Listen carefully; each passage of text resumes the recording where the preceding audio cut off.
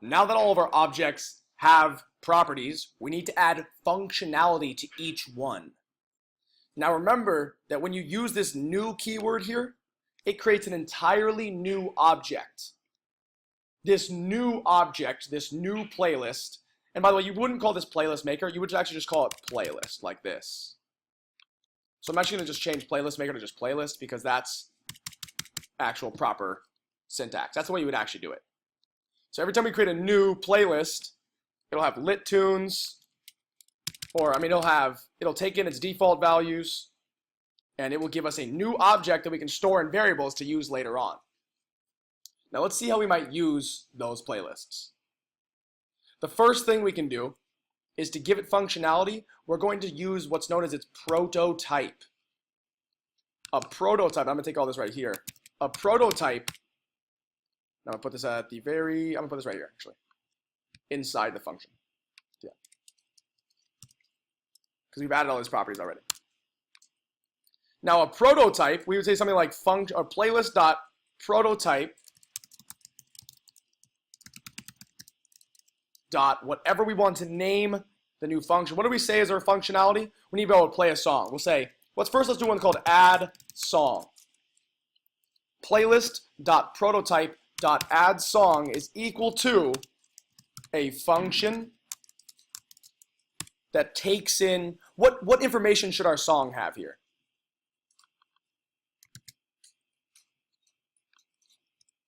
What info do we need to have when we add a song? It needs to have a title, an author or artist. What else? Genre, length.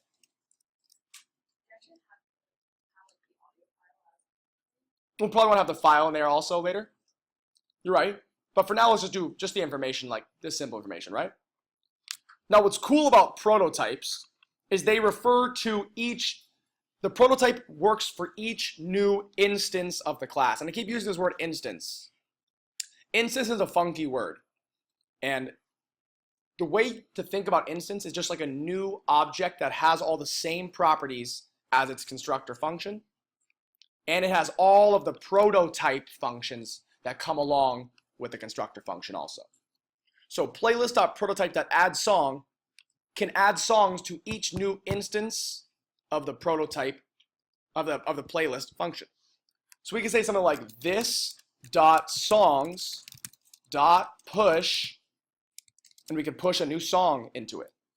So the first thing I'm going to do is I'm going to create a variable called new song, and I'm going to create some keys. I'm going to say the title of the new song should be the title that we passed in. The artist of the new song should be the artist. The genre should be the genre, and the length should be the length.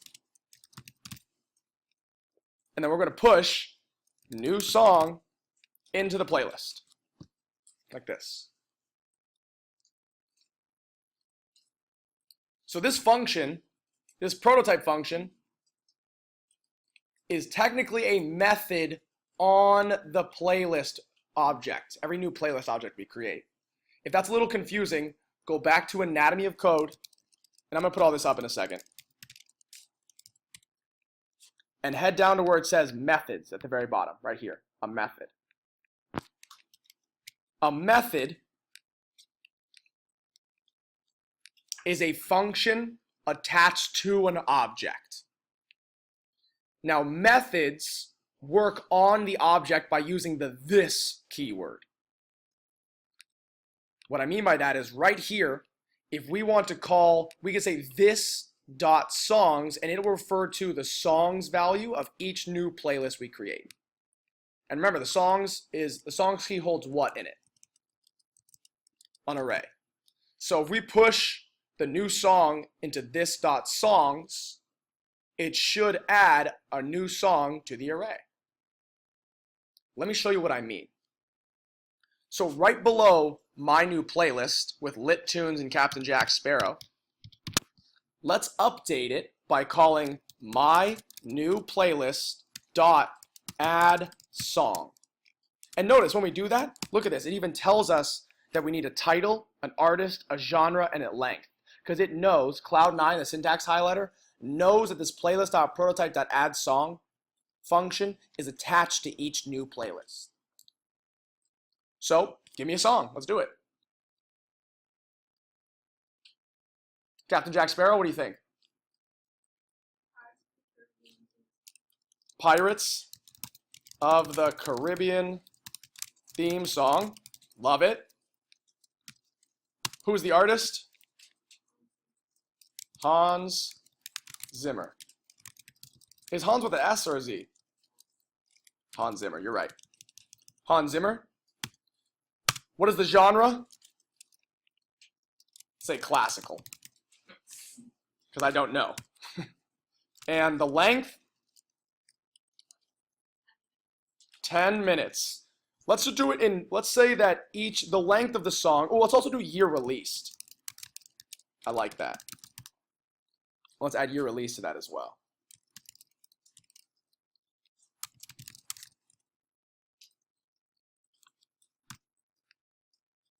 So now we need to have the length of the song and the year it was released.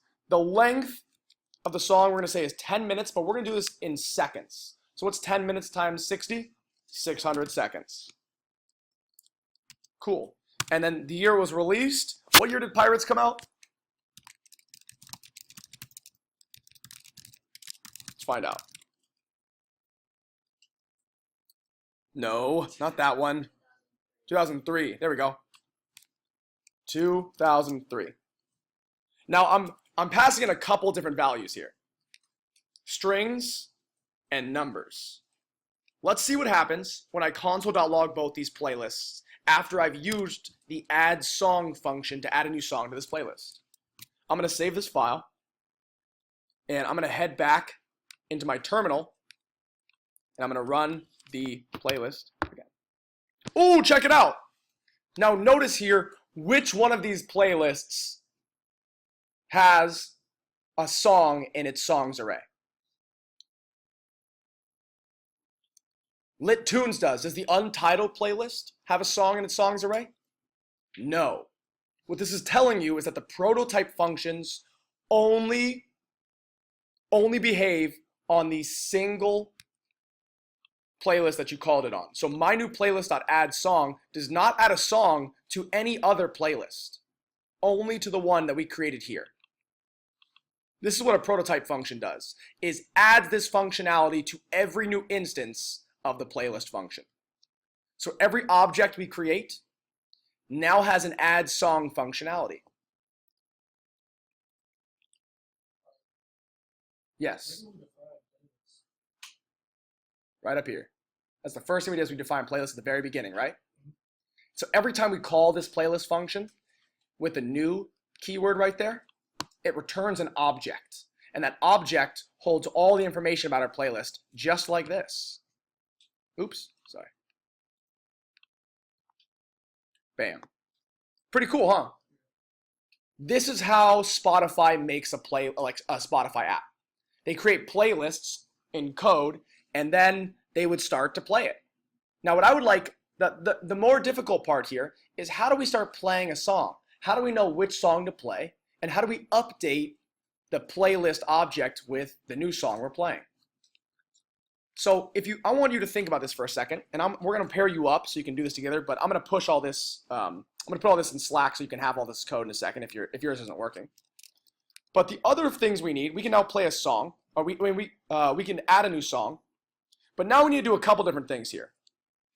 We need to be able to pause a song. So we need to say playlist.prototype.pauseSong is a function. We need to fast forward. Playlist.prototype.fastForward is a function. Rewind, and you get the picture, right? We got to do this a couple times.